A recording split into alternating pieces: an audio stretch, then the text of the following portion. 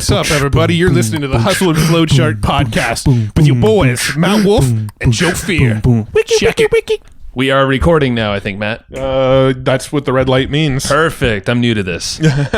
But we're talking to someone that's not new to this at all. No, he is an OG at this. That's right. He was one of the originals. Like, this guy was podcasting before podcasting was a thing. Yeah, like he said straight up, there were only 800 podcasts, like, at all. Can you imagine that? With no artwork or anything. It was all text-based. Yeah, can you imagine that being and the way he put it was he thought he was kind of like, this was a big pond. Like, there was 800 podcasts. Nobody was going to be able to discover this.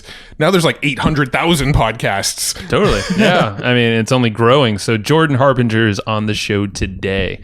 And I had so much fun with this conversation. He's a fun dude, man. Yeah. He's often referred to as the Larry King of podcasting.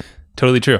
And yeah, he has like an interesting background and totally honest. Like, I think we spoke with him for 2 hours. Half of that was off recording, off the record, because it was just like we were just flowing. It was a good time. You could tell we were all passionate about the same things. We were all passionate about, we were obviously podcasting. We all love podcasting. We were all passionate about like shitty, scammy marketing practices, right? Yeah. So we riffed on that for a little bit. Communicating and actually like being a cool person to the people that listen to you or respond to you on Instagram or LinkedIn or whatever the heck it is. Like actually having conversations that are meaningful and not, being just ignoring them or pushing them away. Mm-hmm. We get into that actually quite a bit, is how that is how he has grown his brand and how he's been able to kind of quote unquote restart to a whole new podcast that gets 6 million downloads per month. Yeah. No, it's crazy. He was on another very popular podcast, and he actually left that show and started his own show. And within, I think he said like weeks of the new show starting up, it was like already almost back to the levels of his old massive show that he was on. All because of the network that he created, the connections he's made, the relationships he's built. So we spend a lot of time talking about like how to cultivate those relationships. Yeah. So he's top iTunes podcast for over 12 years. That's insane. And one of the most popular podcasts in the world. So dude's amazing. He has a crazy background that there's a lot of stuff we didn't even get to cover, but maybe round two's in the cards. Yeah. So we'll see. But yeah, Jordan, I mean, where did we go? I mean, couple plays. We already talked about it, I guess. Yeah, we covered a lot of ground around podcasting. He's just networking and relationship building, and oh man, just there's a lot of great stuff here. Let's we can bam, just get on into it. We don't have to tell them what we're going to tell them. We can just go tell them. Yeah, I guess we can shorten these things up. That 1-star review. Yeah, one got in your head, review. Matt. Yeah. All right, so that's cool. Well, we took notes. We always take notes. That's kind of what we do around here. So you don't have to do those. You can still take notes, but I'm pretty dang sure we can take. I'm not going to challenge you, but I think we can take some better notes because we hired the professionals. Yeah. So we're testing out this new texting option. We actually talk about texting, text marketing, text message marketing with Jordan. So if you actually pull out your phone in a safe place, not driving or doing dumb stuff with your phone when you shouldn't be, text 38470. That's 38470. Comp. Yeah, type the word comp into that message. So the number you're texting to is 38470. The word you're texting is comp, and we'll send you those notes. COMP. So those, and you can also go to hustleandflowchart.com/COMP comp. And you get these notes for free. Jordan's notes, got to be quick within a couple weeks, and they go away. They're on us. You can say that we're comping them. We are comping you these comps. Yeah, it stands for companion, by the way. They're the companion notes, just in case you didn't guess. So hustleandflowchart.com/comp. Go download the notes to this episode, or you can text the word comp to 38470. I really just want to get into this conversation with Jordan because it's one of my favorite talks we've had in a long time. Let's go. Jordan, welcome to the show, man. Hey, thanks for having me on, guys. Yeah, no, we're doing some good bantering before, and that's always a good sign of a good show to come, Yep. I'm sure. I agree. Yeah, no, we always like to give a little shout out to the connection. It was Greg Marilees that connected us, and I know you're doing some work with him, website design, Studio One. Oh, him. Yeah, design. I'm talking with him today. And yeah, he's a and they've done a really good job to just sort of prop up his biz. I wasn't It wasn't that I wasn't expecting that, but I wasn't expecting people to be both nice and really competent and actually care after they get their money. And that's sort of a sad state of affairs, right? Like you think as soon as I pay and as soon as they've fulfilled their scope of work, they're going to be like, fine, you know, if you have a problem with it, we can add it to your bill. But they've been really cool with me not knowing really what I want on my website. So I'm kind of like, they're redoing our website and I wouldn't say the worst client ever, but I would definitely say not an ideal client because they're like, what do you want? We're like, we don't know. And they're just like, it's going to be one of those, isn't it? Right? Hey, they're unlimited designs for a reason. So you're yeah. And like yesterday, the reason I'm talking with him today is because yesterday my wife and I were like, is it just me or does this staging site, like this part of the staging site is just like ugly and cluttered and confusing. And it's only, and she's like, I hate this part of the website. And I was like, I can't even figure out how to use this part of the website. And she's like, we really wanted this to look like that. And I was like, I know they're going to kill us if we ask for a change because we were the ones that were like, it's got to have this and then it's got to have that. And the rest of the stuff that they designed looks great. And the stuff that I sort of like demanded is just absolute garbage and like doesn't fit on the site. So I was like, hey, can you fix this thing that we screwed up? Because the main part of the site is podcast navigation. And I have no idea how we screwed it up this bad.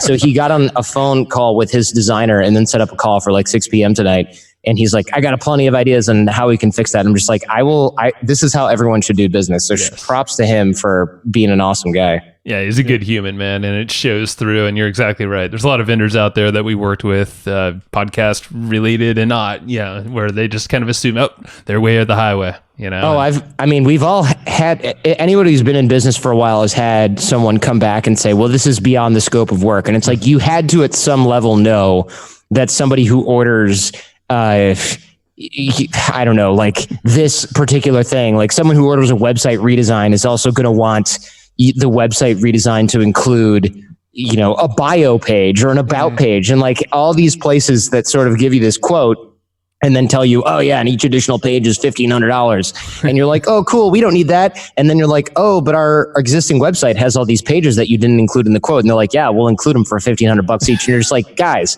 dude, you didn't think I wanted to import all of my content to the new design? Like, come on, man. You know, and then there's a part of me that just goes, they knew that. They just wanted us to get a signature. And then they thought, they were probably going to say, hey, what about this page? What about that page when we were done and then like upsell me from there. And I don't like that. It doesn't leave a good taste in your mouth and return clients. It doesn't set you up on the right foot. Yeah. It doesn't, right? Because the assumption, there's two ways to look at it. One, they didn't look at our existing site, so they didn't know we even had those, which is bad because they're designing a site. They should know what's on the existing site. Or they were blatantly trying to trick us into upselling later on, are being upsold later on by saying, hey, you didn't include these pages. Do you want us to import those? And like, which one is it? Negligence or malice? Like neither one is really what I'm looking for in a vendor. They're red flags either way. You just got to run. And luckily Greg and his crew over there are a solid crew. We've had a site design before numerous times. We're about to go through the same thing. After we heard you were with them, we're like, good. Oh, really? Yeah, good. Yeah, tell them to cut me a check. Yeah, you should. Well, I think he's doing your site and he's doing James Schramko's site, and you know both of you guys are podcasters and we're podcasters, and we're like, well, they can set the example for us. There you go. Yeah. So if our site looks strikingly similar to yours, it wasn't all right. I'm just kidding. Oh dang! Yeah, don't be copying my design, man. Now we good, man. All right. Well, so you've got like probably one of the most popular podcasts in the world. And this comes after leaving one of the most popular podcasts in the world. Can we get into your backstory just a little bit? We don't have to go too deep because I know you've probably gotten sick of telling it so many times, but can we just kind of give our audience who maybe doesn't know who you are just a quick little bit of how you got into the podcasting world and you know your story there? Sure. Yeah. So the way I got into the podcasting world was actually, I was having the same conversation with my friends and frankly strangers at bars and at coffee shops in law school. And I got sick of doing that. and I was teaching networking, and I started teaching dating stuff because the guy, well, actually, let me back up the truck. So what was happening was I was talking a lot about networking because I was in law school, and I found that a lot of these partners were like, you got to know how to network. You got to know how to bring in business. You got to network. You got to network. And I was like, I don't know how to network, and neither does anyone. Literally nobody in a school environment knows how to network, Right. because they don't teach that to you. And then the professors that pretend to teach you how to network, they're just like, put yourself out there. And you're like, okay. And you write that in your notebook, and like, there's no action step. Yeah. So I started to learn that after my first internship at a law firm, where the partner basically told me that was how you make partners, like bring in business. So I started talking about that, and no, I found this to be so funny and ironic. No men cared. Men didn't care. They were like, I'm going to keep my head down. I'm going to work hard. Women, though, disproportionately did care. And I was like, what's going on here? In 2020 hindsight, women are often more socially skilled than men. Surprise, surprise. And so this seemed like maybe a little bit more of a natural skill set for them. And also, and this is just speculation, but especially 10 years ago or more now, I think women were like, oh crap, I'm a very small minority. I need to learn how to meet people. And also, I'm a woman in a man's world, so I'm going to need a lot of support. Yeah. And so I think that was either conscious or subconscious. So women were a lot more interested in the networking stuff that I was teaching, and that I still teach, frankly. And I started teaching this stuff at bars and at coffee shops because it was easy to just sit down and like, hey, bring 5 of your friends and I'll teach you what I know about networking. And then guys would start to go, hey, how come you're with like 12 different women every night at Ashley's or at Good Time Charley's or whatever? And I'd be like, oh, I'm teaching networking. And they'd be like, let me join that class because, you know, Angela Feldermeyer's really smoking out or whatever. And I was like, fine.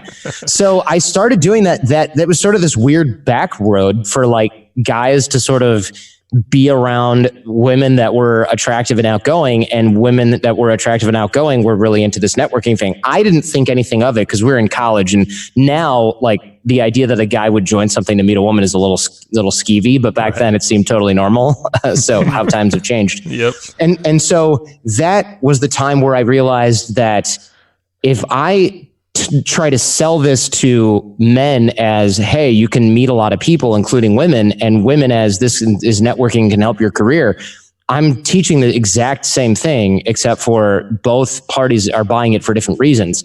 And so then I started burning CDs of the conversations. And the reason I was doing that was because Monday I'd have a 3-hour conversation and I'd be like, all right, come back tomorrow. And then they'd bring some new person. They'd be like, wait, back up. I need to catch up. And I was like, okay, I can't have the same conversation every single night. So what I did is whenever there was a new person, I'd be like, stick around, write your questions down, then go home and listen to these like 10 hours of audio. Mm-hmm. And people were listening and putting the stuff into action. And then as I started talking more and more about dating stuff in the audio, women were like, my brother loves this. I gave this to my cousin. And guys were like, yeah, my roommate wants this one, or I gave this to my brother and then he took it and he won't give it back. I need another one. So I started selling the CDs for like $5, $20. And I realized I don't really want to like be in the CD burning business. I need to be able to put these files online, but there was no, wrap your mind around this. There was no place on the internet to put an MP3 file and have it hosted. There just wasn't. That's wild. And man. So we searched high and low, and I was like, where can I put these files? And then we found out about podcasting, and I was like, oh, okay, I'll just start a podcast, and then I'll be like, all right, episode 1, body language, episode 2, eye contact or whatever. And then I was like, well, if I'm going to do that, I'm going to turn it into a show like these other podcasts that we discovered. And there were like 800 of them in the store. We didn't realize that this was a thing. Everything was about tech, like as you might expect. 2006, nothing was like a show. It was all tech, or it was a repurposed radio show about tech. And then they're like, hey, we have a podcast for those of you that know what those are. So we put those up there and we hosted on like a shared GoDaddy server. And we just started getting downloads from all over the place. And I was like, hey, if you're the person listening in South Africa, send me an email. And like, we'd get 3 emails. And I was like, oh, it's not just one person. And then, hey, we get somebody in Germany. Hey, who's in France listening? Because we could see where they were coming because we had this thing called Site Meter. Remember that? Yeah, that does sound familiar. Yep. Yeah, it would like show you how many hits, which is not a thing you use anymore, where you had the hits from, and then it would show you a world map. And the world map would have a little dot on it. And I'd be like, dude, we have people listening from all over the world. This is like the coolest thing ever. And so I started paying close attention to that. And I just got obsessed with podcasting because I was like, wait a second, I can upload something that I recorded in the basement on this USB microphone interface, which, by the way, we had to special order a USB microphone interface because there was no way. We went to Guitar Center and we're like, we want to plug microphones into the computer. And they're like, do you want to plug in a guitar? We're like, no, we want to plug in like studio microphones that we had then bought on sale into the computer. And they're like, to record in GarageBand? And we're like, I guess so. And so they're like, great, well, we don't carry that. We have to special order it. So they ordered it for us. Wow. And we literally waited like 2 weeks until this giant box from M Audio came, and we just plugged that sucker in to our MacBook. M Audio, I have a keyboard. Yeah, yeah, and it was like, it was for instruments, but it just so happened you could turn the gain in a certain way, and it would support a studio microphone too. Dude. So it was just crazy, and that's what we recorded. We recorded into GarageBand, and that was the beginning of the podcast, and it was crazy because now, you're downloading podcasts on your iPhone, but our show started before there was an iPhone. Yeah. Yeah. Oh yeah. No, you were, it's like, I just think of the environment now. We're so spoiled with all these USB microphones that are like $50 or whatever. You can just use anything. It doesn't even have to be something fancy pants. Yeah. The interface is built into the mic, and then there's a USB cord, or it's like Bluetooth and goes into your computer and you're good. And then everything is done in the computer. We weren't processing the audio, nothing, man. I mean, this is like a WAV file. I would cut out the sneezes and upload it. That's not far from this episode. Yeah, that's basically what we're doing here. Times haven't changed, Jordan. No. That's rad, man. So that was back in 2006, which is wild. You said 800 in the store at the time, number of podcasts, right? Yeah, I mean, it's impossible to verify that because like there's no way for me to go back. But I remember meeting someone that worked at Apple, and I was like, yeah, we put up a podcast, and he's like, cool, I'll search for it. What's the name? And then he was searching for it, and he came back and he's like, I found it, because it was all a text directory. There was no cover art. There was no show art back then. And I was like, yeah, there's so many. How many are there? There's like 20 in our category alone, like 20. Think about that. It's like 20, or maybe there were 50. I don't know. Shows in like the sex, dating, relationships, or whatever the hell the category was back then. And he's like, yeah, there's hundreds of these things. I mean, it's just, there's hundreds and hundreds of them. I was like, yeah. So we weren't thinking this is going to be huge. We were thinking no one's going to find this unless we tell them exactly how to do it, because there's not many people that even know what podcasts are, and there are hundreds of them. And it's funny because people would ask me what I do for years and years and years, and I'd say, do you know what a podcast is? And it was like 60-40, no clue what it is, or that maybe they think they've heard of it because they don't want to seem lame and out of touch. And then now, I was on a plane yesterday, or the day before yesterday, and these people in their 60s were like, so what do you do? And I was like, do you know what a podcast is? And he goes, please, I'm not that old. It was funny because I remember asking like 27-year-old technical engineers in the computer engineering school, do you know what a podcast is? And they were like, no. And that's 8 years ago, 10 years ago. Oh. That's why, in perspective, I believe, and you probably know this stat better than I believe there's about 800,000 podcasts. I don't know if they're all active now, but compared to way back then, and still, if you compare that to the number of blogs online, I mean, there's an outrageous number of those around. It's just wild how times have changed. I know, talking to my mom, even just the last year, didn't know what a podcast was, but then now she's obsessed over it. She's like 65, and he was like, yep, times are changing fast. So, what kept you going like throughout those times? It sounded like you were engaging with your fans on the podcast back in 2006, even, around the world. I was. Yeah, I still do that. And what pisses, one of my pet peeves is when people go, hey, Jordan robot, I don't care. They're like, screw you. Or they're like, you sent me the same thing in another thread. And I'm like sitting there typing it, and I'm going, look, I'm already engaging with you on social media. You really expect me to have a novel thing to say every time? Like, how'd you find the show? Oh, you already asked me that. Like, excuse me, but I'm sitting here talking to you. Name anybody else that gives enough of a crap to do that. And true. Sorry, I asked you the same question twice. Random account that sells cheese on Instagram. Come on. We're BFFs now, I guess. We have to. Yeah, I mean, it's funny because it does give me I do engage with everyone. I answer all my email. I answer all my tweets. I answer all my DMs on every platform. I'm way behind on LinkedIn, for example, but like, it's all I can do to answer all my Instagram messages because there's no way to filter by unread, which is just so irritating. Yeah. But like, and if anyone knows how to freaking do that, by the way, please, I will pay for software or whatever. I need to figure out how to have like unread and have a real inbox in Instagram. There's nice. I'll tell you what, man, Instagram is just like for creators. I know it's a creator centric platform. It's like they don't want me to answer my DMs. It's like you can't filter by unread. You can't do it on the computer. I'm like, there are hundreds of these things. Throw me a bone here. Yeah. No, you think they would, Facebook and all being behind them, but yeah, you're like, my freaking thumbs hurt. I really want to engage with your platform and help your valuation or whatever the hell this is, but help me help you. Let's do this. Yeah, it's tough. So there's a piece of software that if someone can make it, like make a real inbox for Instagram that can filter by unread, that's faster than, doing it with, because there are some Instagram programs that let you post photos, but they're photo and post centric. So the inbox is like this afterthought that freezes and you got to like crash the program out and start over. Yeah. But like if anything could, these platforms are all in competition, and I'm like, where's the software that puts all my LinkedIn, all my Instagram, all my Facebook in one place? And there just isn't that. And I get why, but shoot, I would just take Instagram right now. Well, the closest that might help you is Franz, F-A-R-N-Z. F-R-A-N-Z. F-R-A-N-Z. Does not do Instagram though, so I can't help you out on that front. Well, basically what it does is it'll take like all of your social chat messenger places and it just puts it into one software, but it's kind of like iframed, but they're all in one place at least.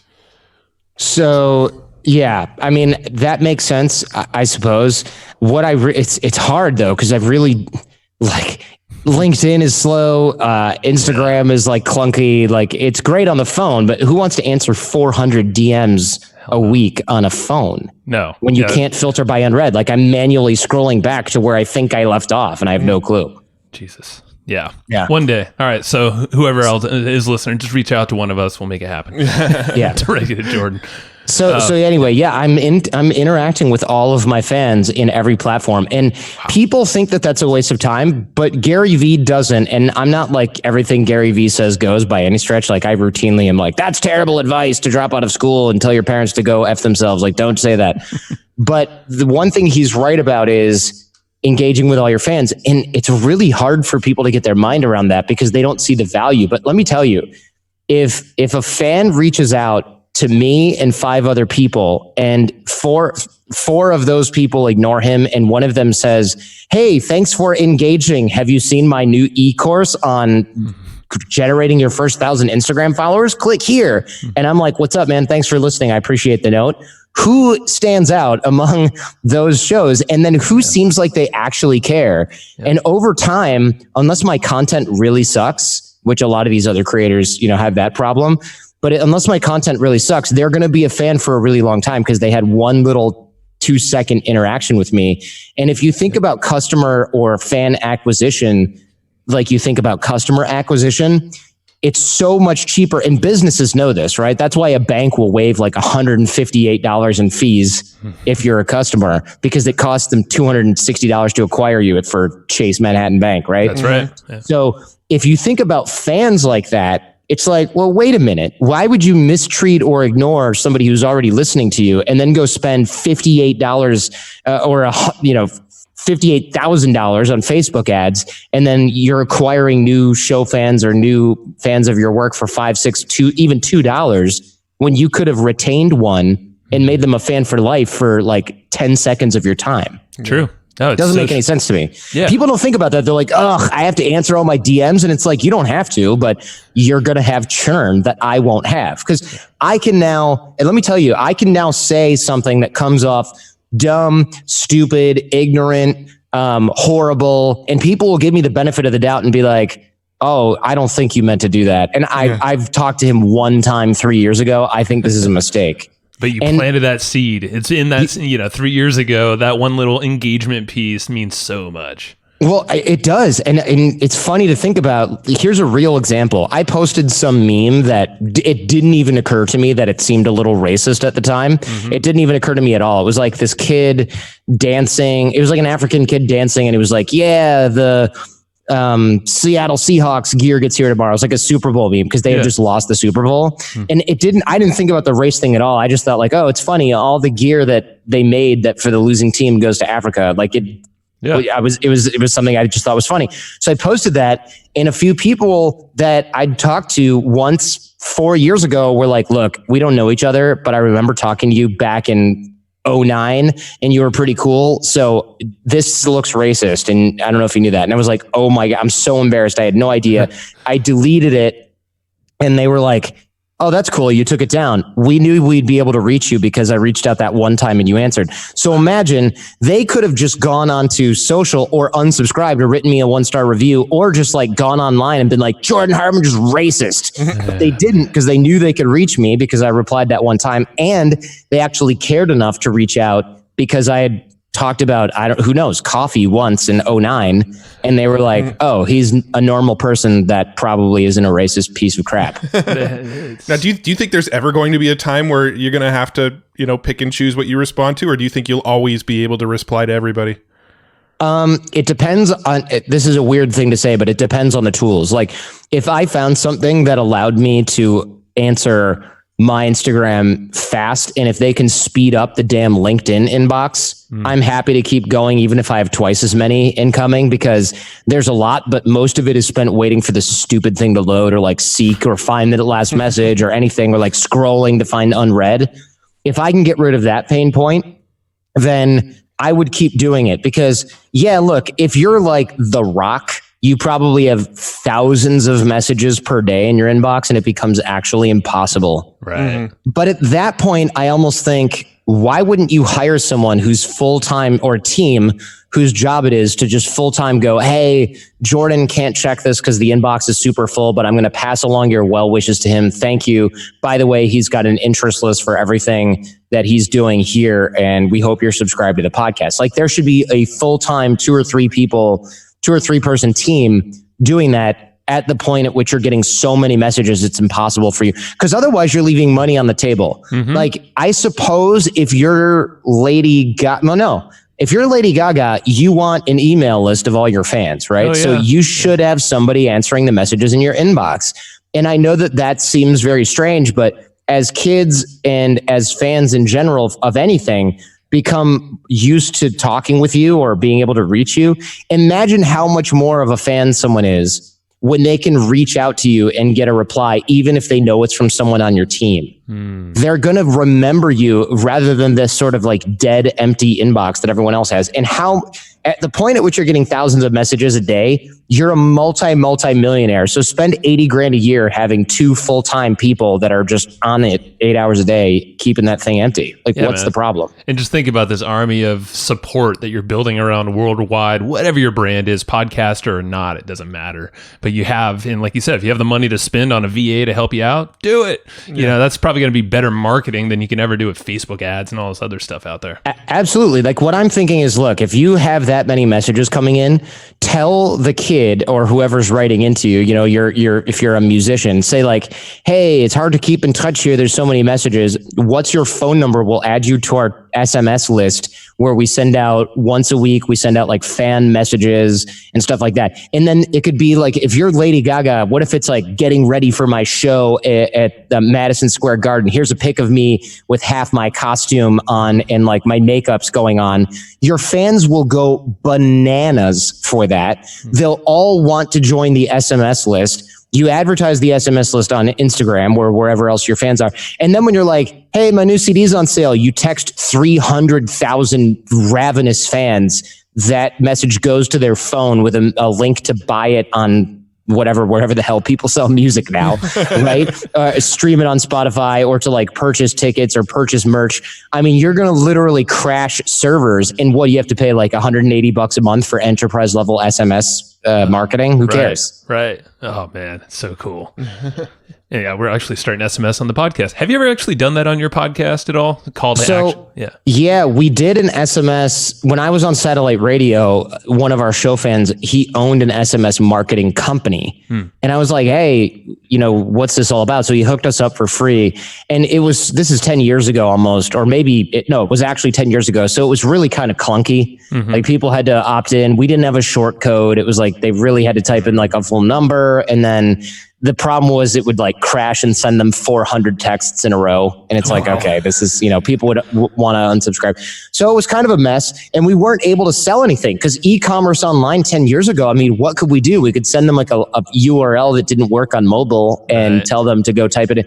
So what we were doing was we were sending them messages that said, hey, our show is on right now. If you've got satellite radio, tune into Maxim 103 or whatever the hell we were on at the time.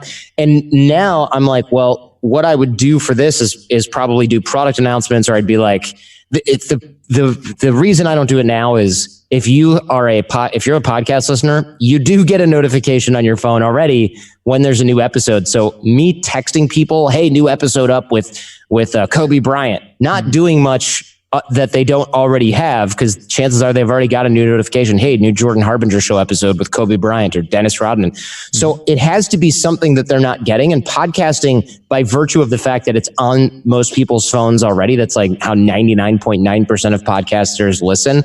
I don't see a really big reason for me to get that list going, because I don't know what I would sell on that list. I don't have merch and I don't want to sell it. And I don't have any sort of product. But if you're a musician, if you are selling anything at any time, or you need to reach people in a way that's not just a new episode, I think that's a brilliant idea. Yeah. And we use it for different call to actions, but a whole different monetization plan probably than you have. Under your own show. What are the stats? It's like 100%, 99.9% or something of all text messages are read and received within 10 minutes. Yeah. So like you're never going to, email's finest hour didn't even approach that at all. Right. Yeah, back in the 90s or whatever the hell, 70s, whatever they say it was. Well, like the number one, the email that was sent out to 100,000 people that was opened by the most people didn't, the world record holding email, not that we'll ever have that information, did not even come freaking close to 99% open rate within 10 minutes. Not even close. Yeah. So text message marketing is still...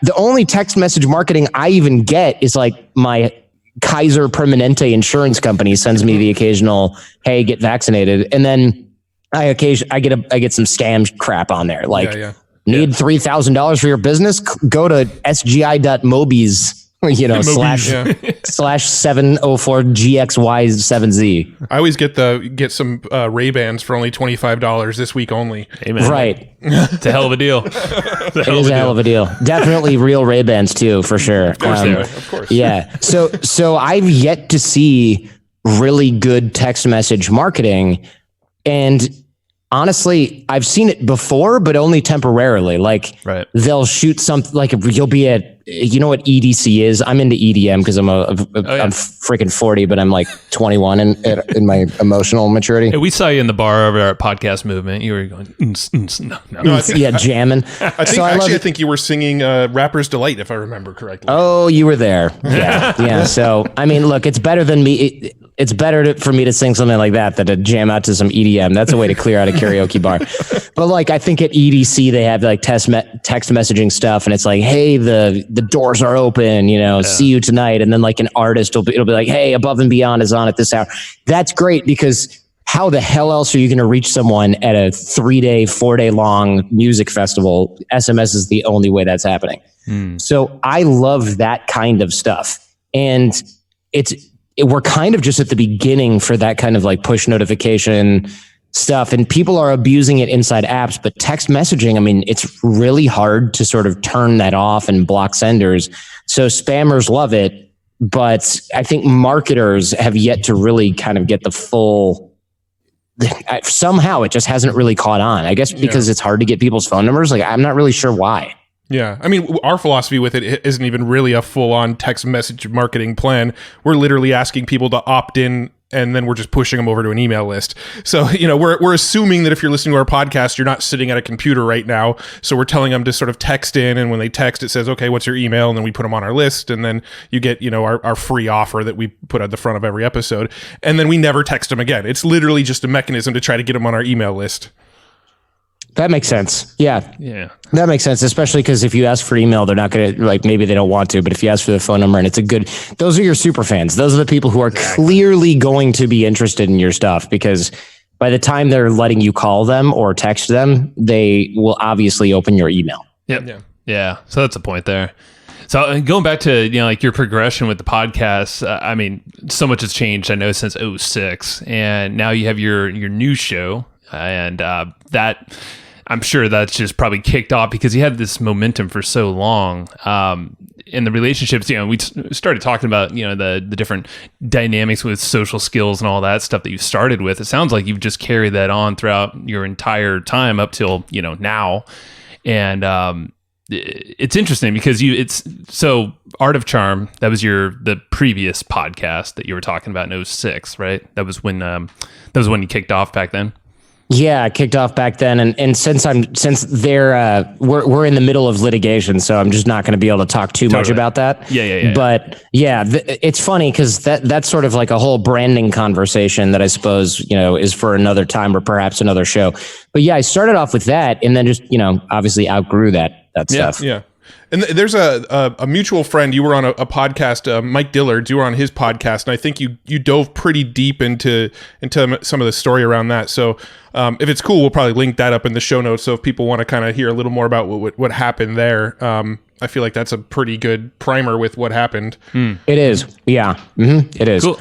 So how did it look like restarting a brand new show? So after all that stuff, kind of just starting from scratch. Obviously, you have this following, you have these amazing relationships around you.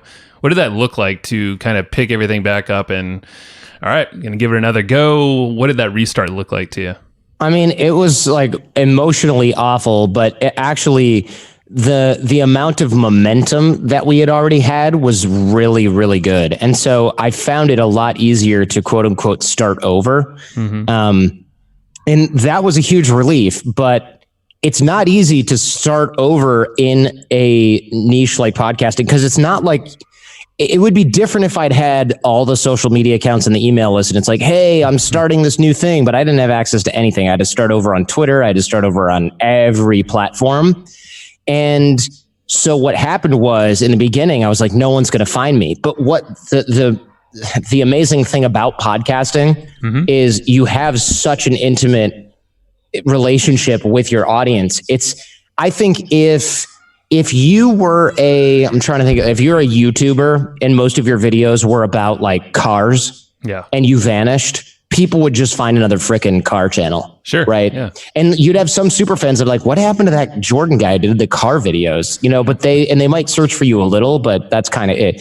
But with podcasting, my old business partners, they kept doing the show, but obviously they'd never done a podcast before. So it was a different animal of different quality, you might say. Sure. And you can't really replace somebody who's got 12 years of broadcasting personality with somebody who's like never spoken in front of a microphone before and expects to go well. So people were like, where's Jordan? And so people started Googling right away. And these were already podcast listeners that were really interested. So it wasn't, the lucky thing was people go, oh, start YouTube. It's easier to build a YouTube. And I was like, no. One, I love podcasting for a billion different reasons. But two, if I start a YouTube channel, all these people who have been listening to podcasts for years, they're not necessarily going to go, I like Jordan so much, I'm just going to start watching YouTube. Right. That's not how this is going to go. So luckily, I didn't listen to those people, because the majority of the audience tried to look for me as soon as they ran out of my episodes and found that the show wasn't hosted by me anymore. And so we rebuilt the audience extremely quickly by going on a bunch of new shows, reaching out to people via the social media channels that I did control, like Instagram. I had a bunch of friends of mine who were in the space for a really long time that I'd known for years. I had them blasted out to their list. I went on other shows. I had them make these announcements. I could call like a fitness podcast and they'd go, hey, for those of you that used to listen to Jordan Harbinger on this other show, he's got the Jordan Harbinger Show now. And so people came over in droves because they were like, I wondered what happened. What the hell? And I was listening to this and now he's gone. So they'd be listening to like Jocko Willink. And then he'd say, hey, by the way, if you listen to Jordan on this other show, he's got a new show now. That was enough to get like thousands of people to start coming over. Yeah. It was like, I wondered what the hell had happened. We found him finally. What was weird, what is strange is it's been over a year and a half, and I still on the daily get a message from people, like at least one person every couple of days, I should say. Somebody will write in and say, hey, so this is weird. I know I'm a little late to the party, but I just found your new show. And the reason was because I got so far behind, or I switched to Netflix, or I took my bar exam and I went back and you're gone from the other show. And I'm like, yep. And so the audience is so slow. It's molasses slow, like it's crude oil slow, but it's super loyal. I mean, there are people coming over like, yeah, sorry, I took an 18-month break because I was studying for the Series 7 accounting exam and I'm back and you're not on the show anymore. Like, where are you? Yeah. And they'll come back and they'll listen. And so that is kind of unique to podcasting. You know, yes. I just don't know anybody who's like, I used to follow this person on Instagram and they're gone. Where did they go? The answer is, who gives a crap? It's Instagram. There's a million people on there and they're all the same. Yeah, it is kind of bizarre. Like we'll go to events like, you know, for example, Podcast Movement, and we'll be talking to people just in the halls or whatever. And they'll be like, man, I loved it when you said this on the podcast. And we're thinking about it. We're like, when did we say that on the podcast? and people will reference stuff that we said 2 years ago. And we're like, what are you talking about? But it's bizarre because it's just like, you know, this content lives on forever. Right. It's all like time shifted and stuff. And it's very cool, though, to see that. People will be like, yeah, didn't you go to Poland? And I'm like, no. And they're like, yeah, I swear you did. And I'll be like, I did in 2008, you know, or something like that. And they're like, yeah. I remember that because I Googled Poland and, you know, something the other day. And like, you were on the first page of Google. It's so strange. And they develop this intimate relationship with you because think about it. Like if you listen to every episode of my show, you're listening to me for 3 hours a week. Let's say you only listen to half of the episodes that I put out. You're still getting 6 hours of my voice with a guest every month, that's a long time. And so if you've been listening for 2 years, you've heard potentially hundreds of hours of my conversations. Yeah. So that's more than like, I follow this guy for quotes a lot on Twitter and Instagram, or like, I always watch this person because they do great workouts. Like you just can't get the amount of time with people on social media like you can get with them on a podcast. Yeah. There was some crazy stat too about engagement. You know, podcasts, I know we see is typically at least 85% or more for our show, and we're usually about an hour length. And then you look at what Facebook videos, I think the highest engagement that people typically see is around 7%. And I don't know what Instagram is and all that stuff, but that just shows you the attention span per channel and the type of medium podcasting is, how intimate it is, and how relationship worthy it is. You know, it's all wrapped around you, the person behind the mic, and, you know, the relationship with that person listening as well. One-on-one. You know, and you find that a lot of times, I've noticed this, like a lot of YouTubers and stuff like that, Instagrammers, they'll start podcasts, and these podcast networks are so keen on them because they'll bring over like 50, 60,000 people in the first month or so to their show. And it's annoying as a podcaster because I'm like, dang, that's a lot of people. It took me years to get there. But then you talk to the ad agencies and they're like, yeah, we buy that one, but we don't pay for the full rate because 1/3 of the listeners are like under 18 and don't have a credit card. And then 2/3 of them listen for like 2 minutes and then stop. Or like the completion rate is really low. Or like you see like this massive drop in engagement for these social media people that have podcasts, and the quality of the podcast is usually pretty low. It's like Shane and Tom are talking in the garage about fart jokes. And it's like, yep, that's it. And you're not going to sell too many $2,500 mattresses on the fart joke show with these two kids. Right. Yeah. Or they just repurpose their content that was designed for video and just make it audio format. And it doesn't translate very well. Exactly. Right. Yeah, exactly. And, people who go, oh, yeah, well, they make it up in numbers. It's like, to an extent they do. However, if you really want to look at this, I've got plenty of YouTuber friends, and I was so jealous of them for so long because I thought, man, if I'd started on YouTube instead of podcasts, I'd have 10 million instead of, 6 million, or I'd have 60 million instead of 6 million or something per month. But then I talked to them and I'm like, man, you must be making that Ferrari money, that Lambo money by now. And they're like, well, I get $2.50 after Google gets their cut. And then, I got to sell merch. And I'm like, why are you selling freaking hats? Like, how many hats do you have to sell? And they're like, yeah, I'm making 30 grand a month off merch. And I'm like, that's cool. And they're like, yeah, but I'm making, 20 grand a month off of ads. And I'm like, that's not bad money, but you have 4 million people following you. Like, what the hell? You should be making like 10 times the amount of money. Sure. Because I've got 250,000 downloads per episode, and we're making the same amount of money, or I'm making more, and I'm like in my underwear. What the hell? No one sees you. It's great. Yeah, and like it shouldn't be that way, but it is. And now those YouTubers, a lot of them, not all of them, but I talk to these guys. I won't call them out. They're really good people, but they had this dating channel, and their stuff was viral. Like, I would go into a frickin' coffee shop in LA, and there would be people who didn't even speak English watching these guys goof around on YouTube and showing it to their friends and subscribing and sending the video to their whatever. I mean, it was absolutely the most ridiculously viral stuff. Fast forward to now, their main product is showing people how to, like, beginners, how to make videos for YouTube, just how to even do it, period. Not how to go viral, just how to make videos and start your own channel. And I'm like, what's going on? And he's like, well, we can't do stuff where we run around college campuses and like stick our face in girls' chests for $5 and make a joke out of it because we're 40. Yeah. And I'm like, oh yeah. And then I'm like, well, this other channel was all body language and stuff. And they're like, how do we do a podcast? And I'm like, why the hell do you want to start that? Don't you guys have 4.1 million subscribers? And they're like, yeah, but we have to make the same video every week. And I'm like, oh, and it's 2 minutes long. I'm just like, oh yeah, you can never have a long conversation with your audience. Most people don't know who you are because they're not looking for you. They're looking for like the Donald Trump body language breakdown.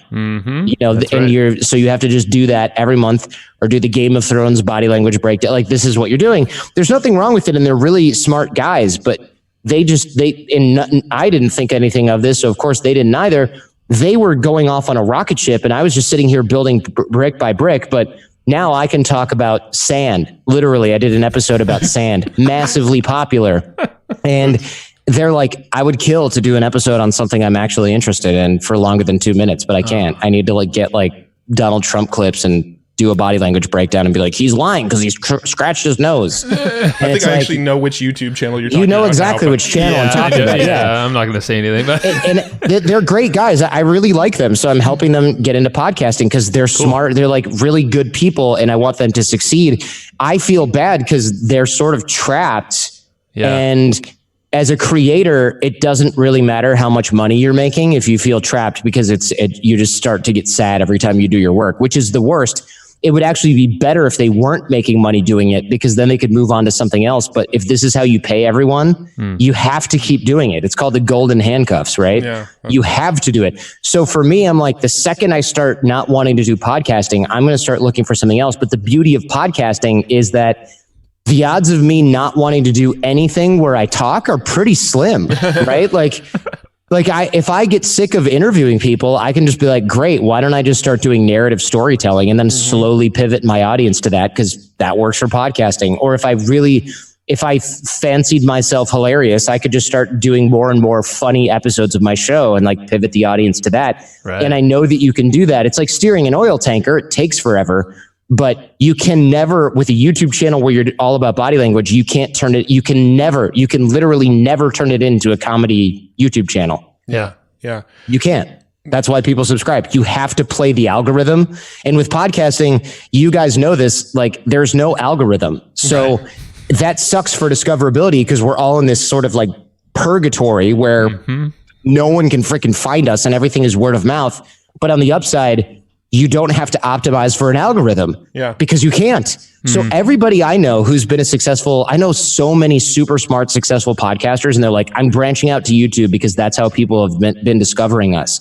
And I'm like, great, good idea. So they spend hundreds of thousands / millions of dollars going into YouTube, hiring YouTube people, SEO, thumbnail, hack this, hack that.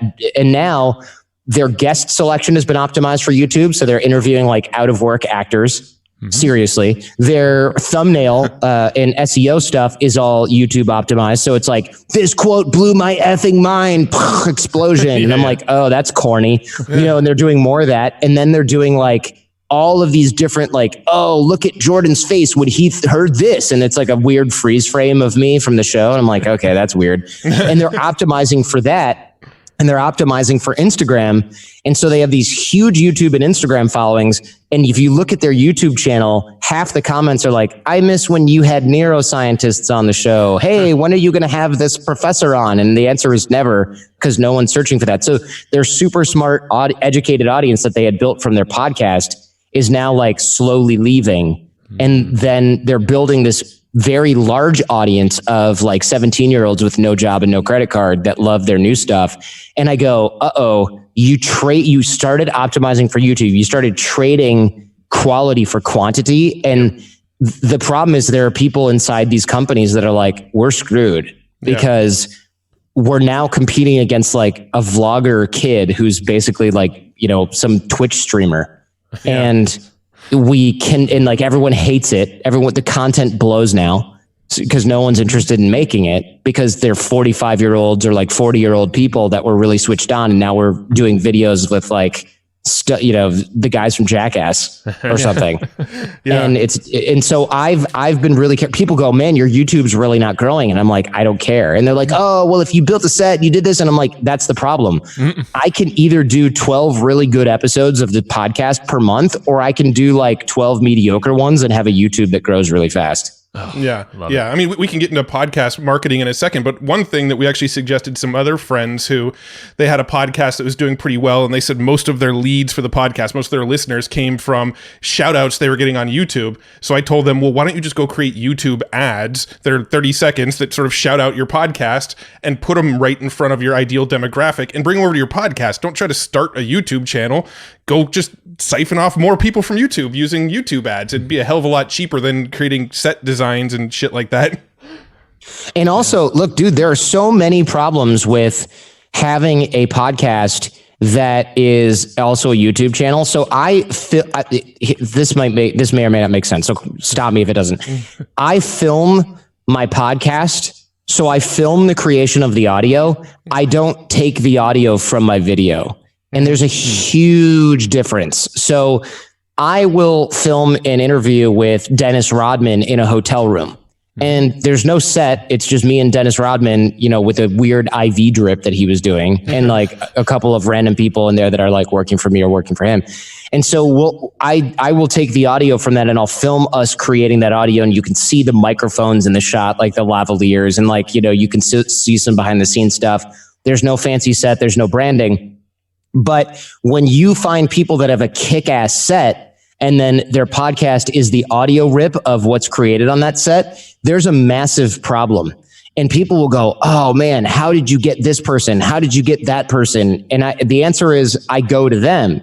But if you've got a killer set, even if you're in LA, now I'm going to the Pentagon and doing an interview with the general. You can never do that because you've got to have your like orange microphone in there, and you've got to have like your cool blue chair, and you've got to have all your lighting and I can literally do this in someone's patio. Wow.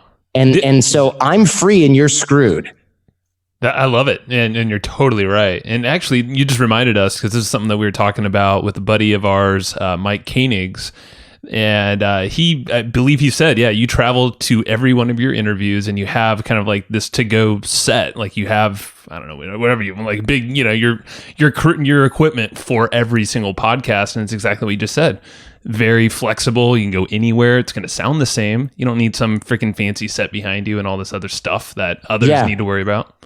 Did he say that about me, or he has that? I believe he said that about you. Yeah, The that's conversation correct, was yeah. a while ago. It was a while ago. Yeah. And just No, it's correct. I have a giant orange Pelican case that holds 3 cameras, headset microphones. I also have lavalier microphones, and I have backup lavaliers that are not wireless that are, in there. And then I've got like tripods that are light and folding, and I've got everything in there. And I throw another couple things in my backpack, and I can travel and check that thing anywhere, carry it, bring a couple changes of clothes, and I'm mobile anywhere in the world to record a pretty damn professional looking audio and video. Wow. And I'll tell you, I don't even really need the video gear because I'm not worried about like the 3,000 YouTube views that I'm going to get. Some videos get like 70,000 views, but I'm not worried about that stuff at all. The truth that I, will never tell anyone in the moment is the reason I've got the cameras there is because what I found was, I was interviewing really great, cool friends of mine, like wonderful scientists and writers. And I would do it on Skype or Squadcast. And I'd be like, hey, are you there? And they'd go, sorry, yeah. Or I'd hear like ding, and I'd go, hey, do you mind turning your phone off? And they'd go, yeah, sorry. It's just my wife wanted to know if I was going to make it for lunch because we're going a little over. And I was like, who's not getting texts in the middle of an interview? Someone who's on effing camera. That's right. So I didn't think I had to do my interviews in person. And then I realized, they're not bringing their A game if they're at home, talking into their home rig, their dog's running in and out, the doorbell's ringing. I'm like, if I'm there with cameras, they're ignoring all of that. Yeah, that's true. And so I started to do that. And my video crew has standing instructions where I say, if the battery dies, these cameras die, there's a power failure, lightning strikes, and the EMP knocks all this stuff out, don't say anything. Because I don't want anybody to think that they're off camera. Yeah, you're like steering them straight a little bit. Keeping them honest. Like they start mailing it in, and I was using GoPros for a while, and they just don't do well in like indoor lighting and all this other stuff. But I'll tell you, being able to film people, they do a better job. It's not that I need the video as a product. It's just that people do a better job when they're being filmed, and there's just no way to get around it. And so I started to really work on that. And I'll tell you, everything fits into a box. Everything can be set up by one other person. If I really had to do it all on my own, I could. It would just be a huge pain. Yeah. And that's how you got to do it. But I will never, and I put that in quotes because I've said that a lot and then gone back on it, but I will never focus on YouTube. And all these marketing people are like, you need to work on your YouTube. You need to work on your YouTube. And I'm like, cool. CPM $3 on YouTube, CPM $30 on a podcast. If anyone's paying attention to engagement, it's the people who are paying millions of dollars to reach audience. And they seem to think that my audio only audience is worth 10 times more than your video audience. So I'll just go with their recommendations. Yeah. Thanks the person who clearly sells YouTube video consulting packages. Like I'll work on my YouTube, but I'll work on it as passively as possible. I would love to hire someone to like just grow the YouTube, but the answer, frankly, for me, on this, and you can tell me what you guys think. Yeah. If Google is hiring the most brilliant people in the world to find the greatest content, then all I have to do is create really good content that looks good and is cut together well, and the algorithm will eventually start to do the rest as they tweak it. Agreed. And if people don't want what I'm putting out there, if they don't want an hour-long Kobe Bryant interview that's lit well and framed well, then I don't want to start creating stuff for people who don't want that. And so but I think they do want that. And I think people have shown that just by the CPMs with podcasting. So eventually Google will figure out, hey, this Jordan guy doesn't have a ton of subscribers on his YouTube, but he has a ton. They'll figure out what popular podcasts are, and they're going to incorporate that into their search algorithm, I would imagine. Right. And then they'll be like, oh, there's a lot of people watching this guy's videos for 20 straight minutes, 40 straight minutes. Like my playthrough rate is something like average is like 22 minutes.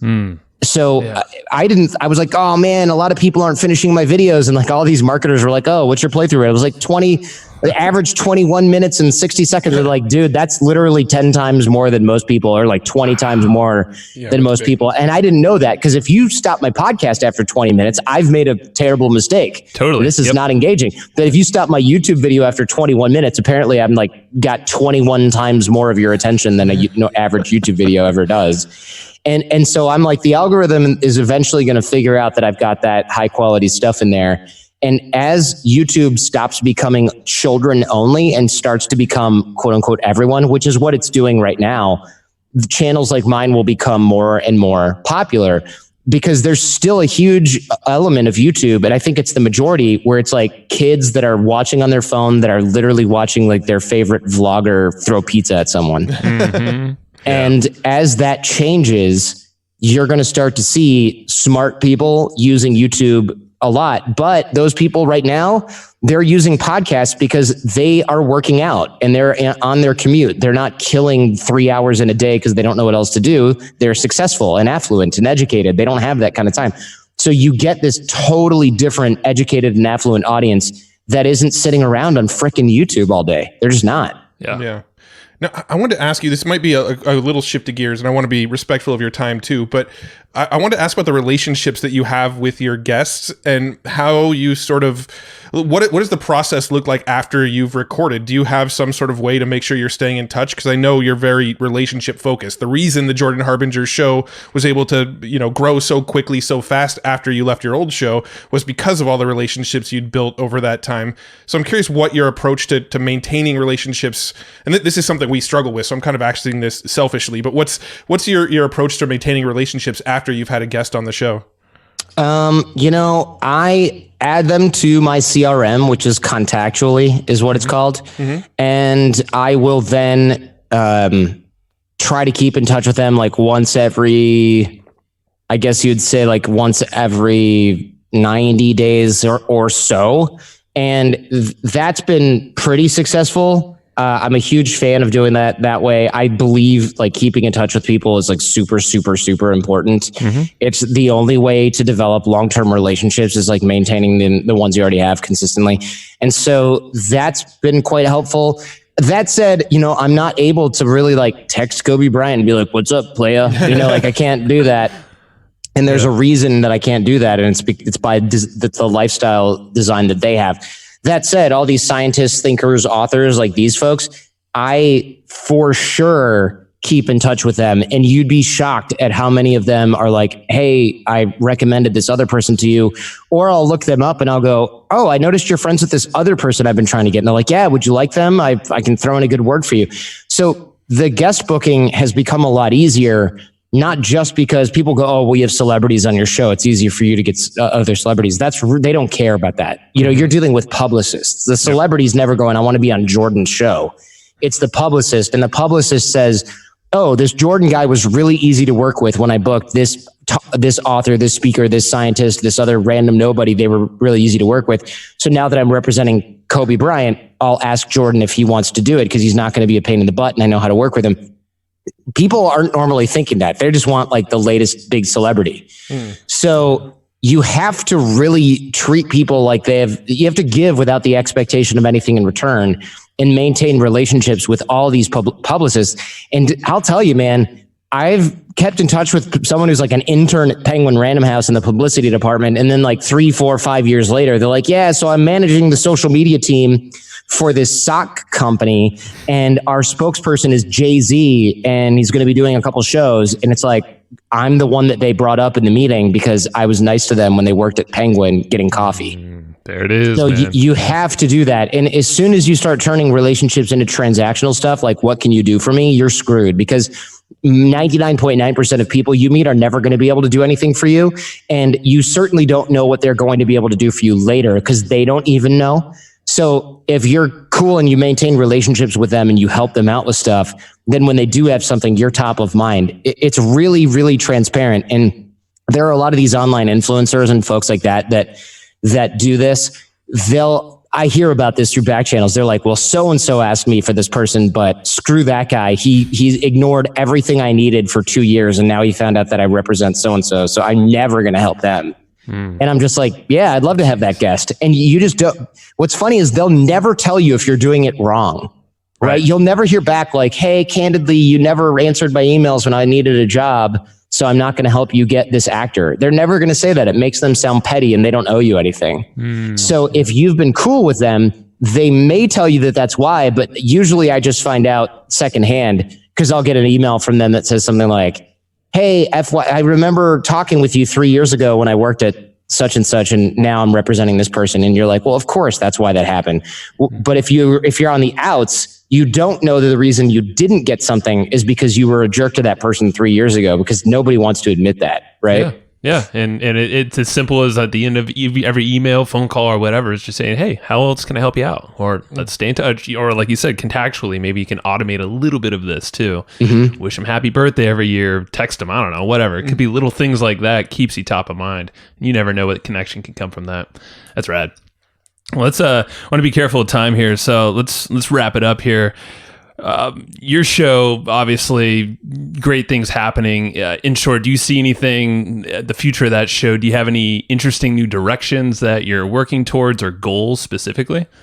I'm going to try to grab another 50 to 100,000 new listeners in 2020. It's going to be really, really tough. I'm trying some new strategies that haven't been tried at scale by me, but have been tried by other companies that have done it for like narrative form podcasts. So we'll see. It's going to be a big spend, but I'm at a position now where I can finally afford to invest in podcast growth. And I'm doing it in a way that's maybe a little bit, I don't know about controversial, but certainly not the usual way. Most people, when they want to grow a show, they start building like their Instagram or their YouTube, like you guys are saying.